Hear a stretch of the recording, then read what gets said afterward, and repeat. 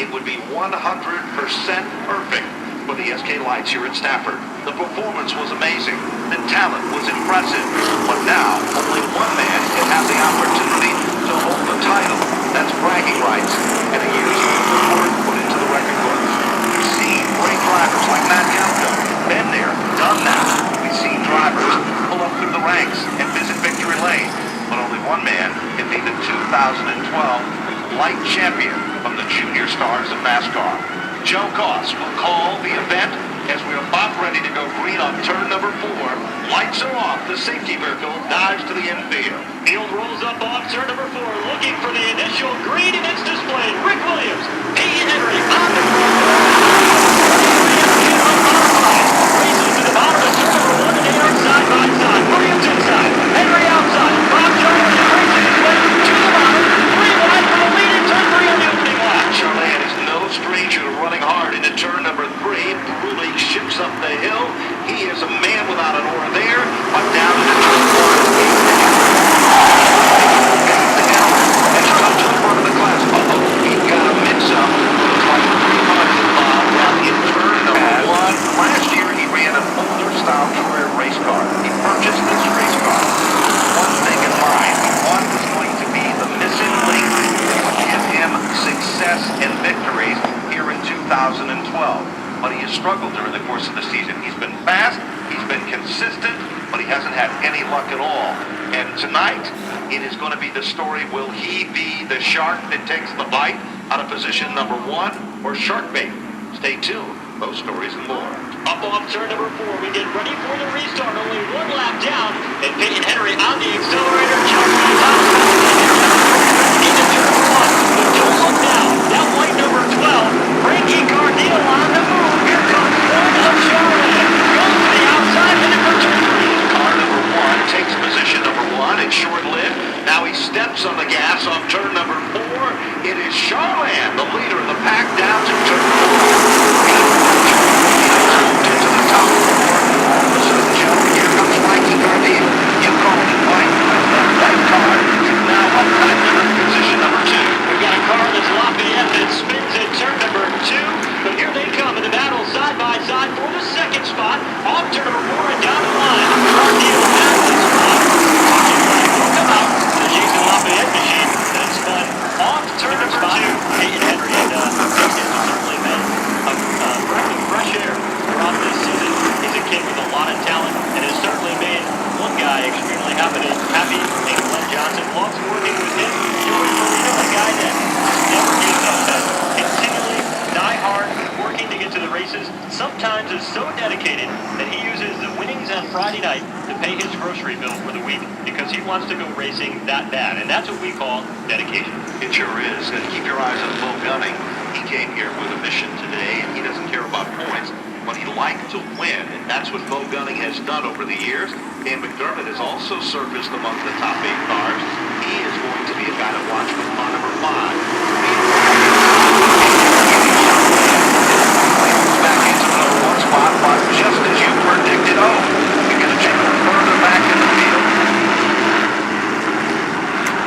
Jay Goff is involved with the 59 car of Rick Williams, which once was the leader in the event. And there's only 3 laps into this event. He started back in the 14th position, so he's one of the movers and the shakers. Dylan Kopech, the same. He's doing double duty tomorrow. He'll be out with the Vassar race car, making his debut in the SK Modifieds. He was very quick in practice, and he qualified very well as well, Joseph. I think that's a perfect example of what you said, the natural transition of coming up through the ranks in the divisions here at Stafford. And still with this final event in the 2012 season, there's a lot of guys in this field that have something to prove. What about Bo Gunning? Would love to be able to get back to victory lane.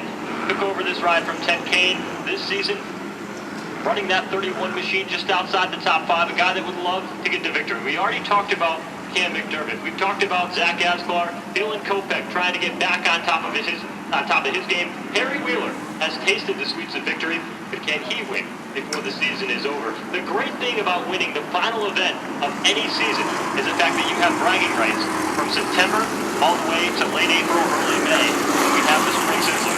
So right now, that's what's on the mind of these drivers, to be able to go out and end 2012 with a victory.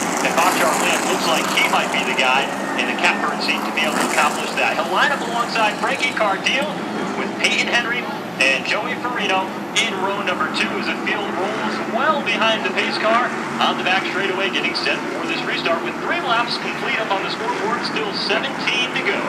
Let's see what's going to happen. We're about ready to fire them back up. Lights are off on the safety vehicle. It dives to the center of the infield. Showtime. 3 laps up on the board as they come back to the line. Good start for Charland. Our team is there comes Pete Henry. He's not going to give up. He's learned his lessons well. All of a sudden, Cardile has a problem. Up to the back with Barlow. Tough break for Frankie Cardile with a battle at the point. Right now, Bob Charland, the man in command. Peyton Henry in the second spot, but the man that continues to be on the road. Slowing down to the inside. Running in the 31 in turn number 2. McDermott's got that spot. Now, to the inside of Joey Farino. They hit the back straight. The difference in turn number 3. Asper just made contact with Bo Gunning. That could have cost him everything, but he's okay. They come off turn number 4. Now the heat is on. McDermott has not reached the nose here. He's just going right to the victory. But behind him, we've got a point battle shaping up. Then trying to get the lead on the Rabbit. He's just like a dog. He's up to the top 3 and moving forward. Where's Asper? He's got to get around Bo Gunning. That's not easy here at Stafford, Joe. And right in front of him, McDermott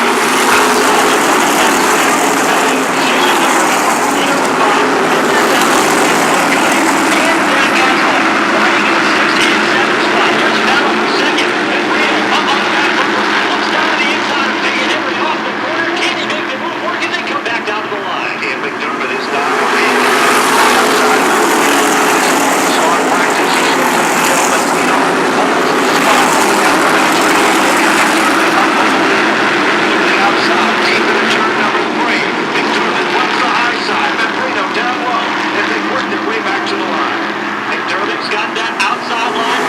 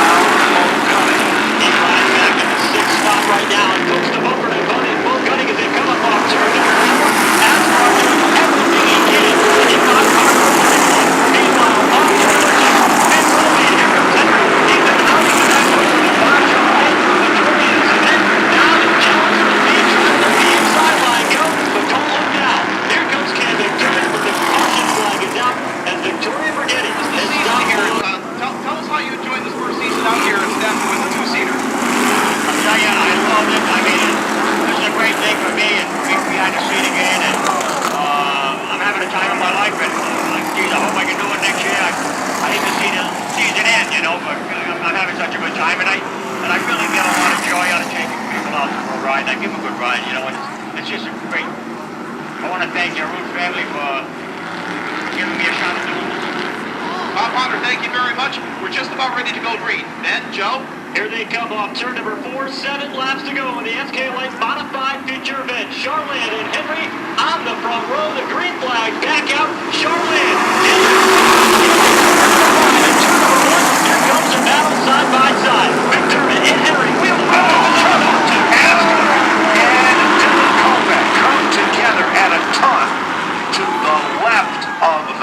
TechNet Professionals billboard between turns 2, coming off turn 2.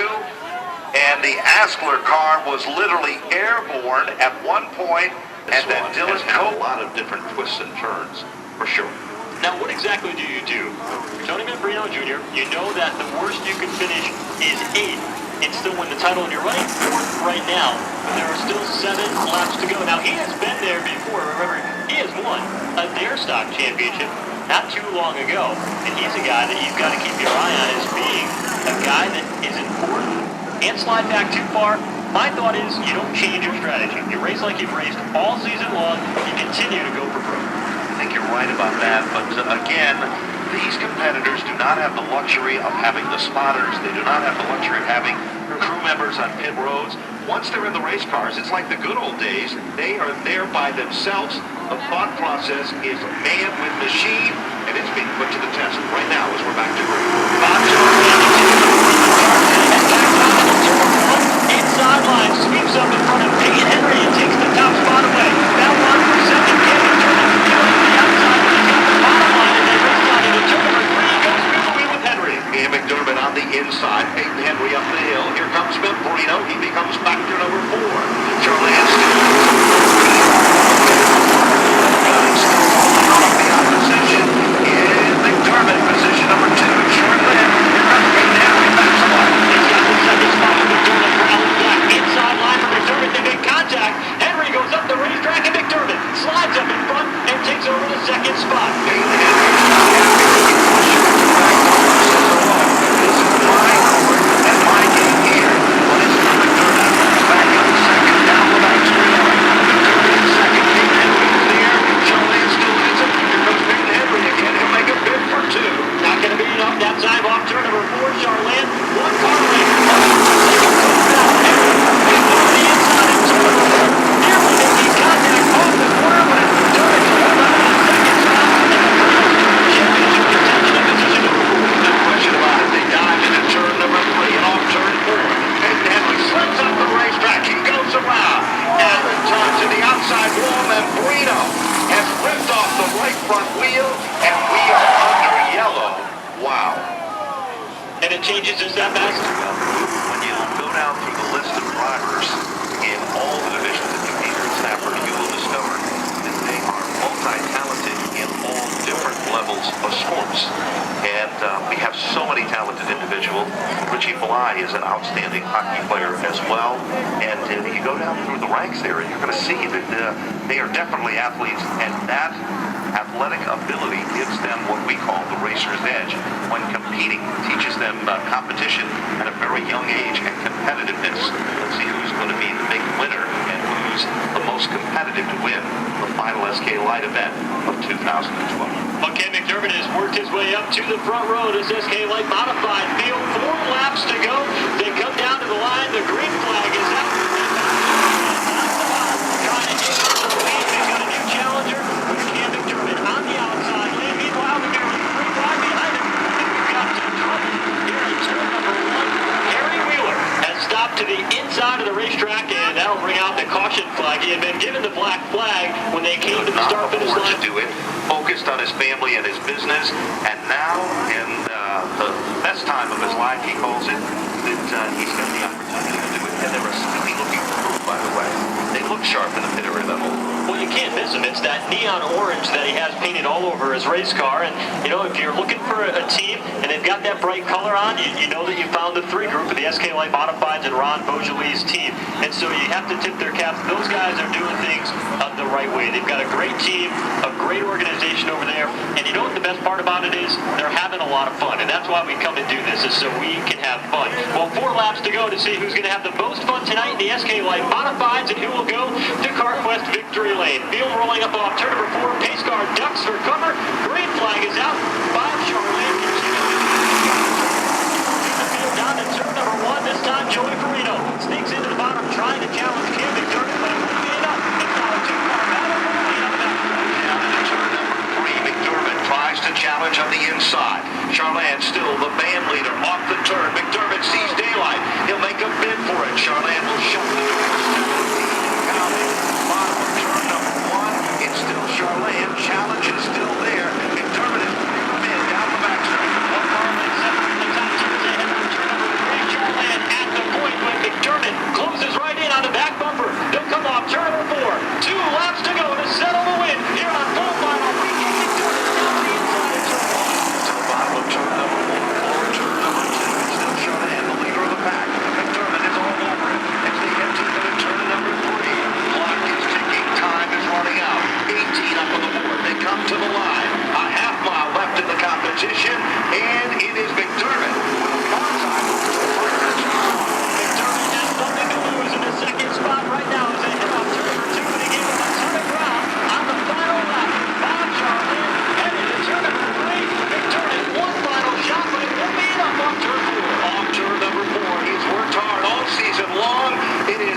your way into